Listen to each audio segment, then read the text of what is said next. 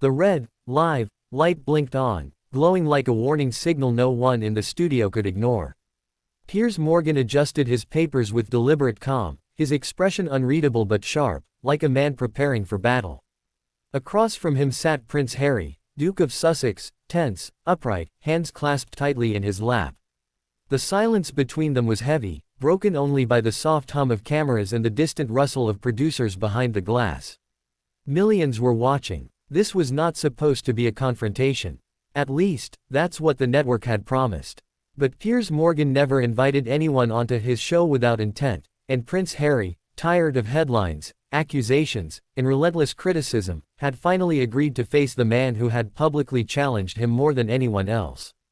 The host leaned forward slightly. "Prince Harry," Piers began, his voice smooth but edged with steel, "you've spoken at length about your pain, your trauma, and your truth. Tonight, I want to talk about responsibility." Harry's jaw tightened. "I've taken responsibility many times," he replied. "But what I won't take responsibility for is a media narrative that's twisted my life into entertainment." Piers raised an eyebrow. "Interesting," he said. "Because millions believe you turned your life into entertainment." A ripple of tension moved through the studio.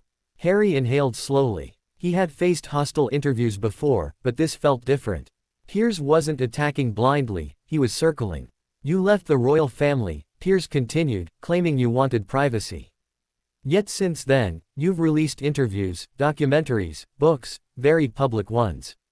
Can you explain that contradiction?" Harry leaned forward now, his voice firm. "Privacy doesn't mean silence. It means control. For the first time in my life, I'm telling my story instead of having it told for me." Piers didn't miss a beat. "And you're being paid handsomely for it." The words landed hard. Harry's eyes flashed. "So because I speak, because I survive, it's suddenly greed." "No," Piers said sharply. "It's hypocrisy." The producer's voice crackled faintly in Piers' earpiece, urging caution. He ignored it. "You talk about mental health," Piers continued, "about suffering under pressure. Yet your accusations have placed enormous pressure on your family, people who cannot publicly respond. Is that fair?" Harry's hands unclenched. "They can respond," he said. "They choose not to." Piers leaned back, folding his arms. "Or perhaps they have dignity." The audience gasped softly. Harry's face reddened, not with embarrassment, but anger. "You've made a career out of attacking my wife," he shot back. "So forgive me if I don't take lectures on dignity from you." For the first time, Piers smiled. There it was. "That," he said calmly, "is exactly the problem. You deflect. You personalize. Instead of answering legitimate questions, you accuse." Harry shook his head. "You don't ask questions," he said. "You provoke." "Because provocation reveals truth," Piers replied. "And the truth is, Prince Harry, people are tired of being told they must feel sympathy while you live a life of extraordinary privilege." The temperature in the studio seemed to rise. "I never denied my privilege," Harry said quietly. "I've acknowledged it repeatedly. What I won't accept is being told that pain has a price limit." Piers leaned forward again, eyes locked on Harry. "Pain does not," he said. "But credibility does." The words cut deeper than shouting ever could. Harry paused, visibly collecting himself. "You think destroying me on television makes you strong?" he asked. "You think this is accountability?" "I think," Piers replied evenly, "that when you accuse institutions, families, and nations, you should expect to be challenged." The silence that followed was deafening. The camera zoomed in on Harry's face, controlled, but shaken. For years, he had been painted as the rebel prince, the wounded son, the man who broke free. Tonight, for the first time, someone wasn't buying the story. And Piers Morgan knew it. "Let me ask you one final question," Piers said, his voice lower now, almost measured. "If the media is so toxic, why keep feeding it?" Harry opened his mouth, then stopped. For a split second, the Duke of Sussex had no answer. The director counted down silently. 5 seconds. 4. Harry finally spoke. "Because silence nearly killed me." The words hung in the air, raw and unpolished. Piers studied him, not as a host now, but as an opponent who had landed a meaningful blow. "Then perhaps," Piers said slowly, "the tragedy here is that you confuse healing with exposure." The live light flickered. The segment was ending, but the damage had already been done. Twitter erupted. Headlines began forming in real time. Producers whispered frantically. As the cameras pulled back, Harry leaned away from the desk, his expression conflicted, anger, doubt, exhaustion all colliding. Piers Morgan straightened his papers, calm as ever. The battle wasn't over. It had only just begun. The cameras stopped rolling, but the storm had only grown stronger.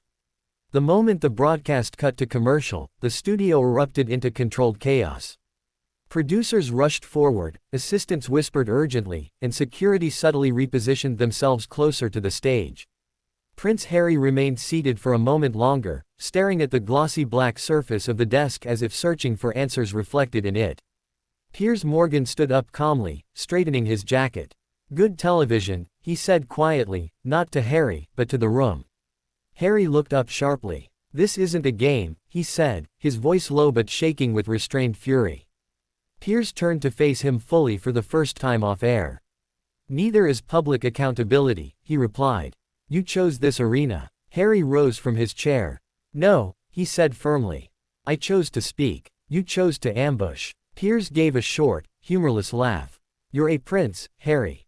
Not a victim walking into a trap. You knew exactly who I was." Before Harry could respond, a senior producer stepped between them. "Gentlemen," she said, forcing a smile, "let's keep this professional." But professionalism had already bled out under the studio lights. The internet explodes. Within minutes, social media platforms went into meltdown. Clips of the interview spread like wildfire. Piers Morgan exposes Harry live. Prince left speechless on air. Most brutal interview of the year. Hashtags began trending worldwide, some defending Harry, others applauding Piers for saying what everyone was thinking. Harry's phone vibrated endlessly in his pocket. Messages from his team, from friends, from people he hadn't spoken to in years. He didn't read any of them. Piers, meanwhile, sat in his dressing room scrolling through the reactions with the faintest smirk. "This," he muttered, "is what happens when narrative meets resistance." Backstage confrontation. Harry found Piers minutes later in the hallway outside the studio. "You enjoyed that," Harry said bluntly. Piers looked up from his phone. "I enjoyed honesty," he replied. "There's a difference. You questioned my mental health. My motives. My family," Harry said. "You crossed a line." Piers stood, his expression suddenly serious. "No," he said. "I questioned your version of events. And you're not used to that."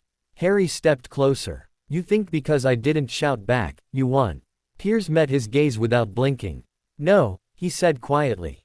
"I think the audience decided for themselves."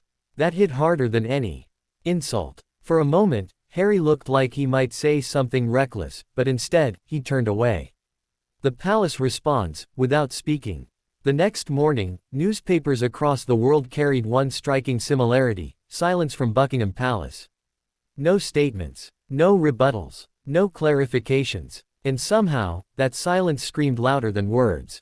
Royal commentators flooded the airwaves. For the first time, one analyst said, Prince Harry was challenged in real time, without sympathy, without filters.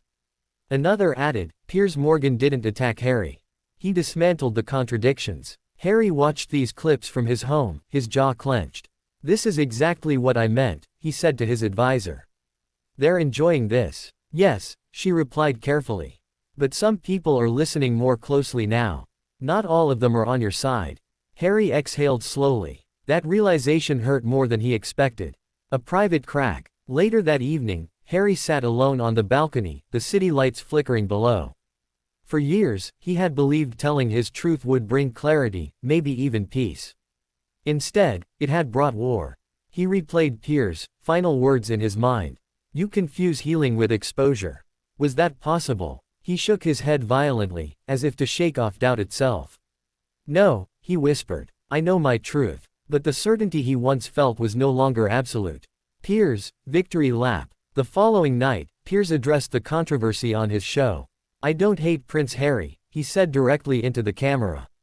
"I challenge him. Because when powerful people speak, they must expect scrutiny." He paused. Victimhood is not a shield from accountability. Applause echoed through the studio. The message was clear. The final twist. 2 days later, an unexpected development surfaced. An unplanned clip, never aired, leaked online. It showed Harry after the interview, seated alone, head in his hands, whispering words no one expected. I don't know if I'm doing this right anymore. The internet froze. Suddenly, the narrative shifted. Sympathy returned, but this time, mixed with uncertainty. Was Harry a man fighting demons, or a man trapped by his own story? And Piers Morgan? He said nothing. He didn't need to. Because the most devastating blows aren't the loudest ones. They're the ones that make people think.